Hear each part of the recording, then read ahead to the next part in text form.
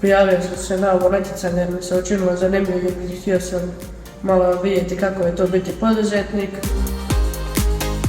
Naučila sam to da je teško biti poduzetnik i da ima dosta stvari što treba znati. I kad narastemo bit ćemo poduzetnik. Sretna sam što sam sudjelovala za poduzetništvo, zabavila sam se i naučila sam nešto novo što će mi pomoći u budućnosti. Ja sam se u ovaj projekt upisao jer sam u budućnosti mislio otvoriti neki svoj biznis možda i bilo mi je prezabavno raditi s prijateljima i presu ljubazni svi ovdje. Dolazim ovdje 100% sljedeće godine.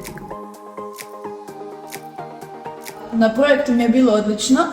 Naučio sam dosta novih stvari kako bi mogao postati poduzetnik, kako se tvrtke svoje rade i naravno da bih htio postati.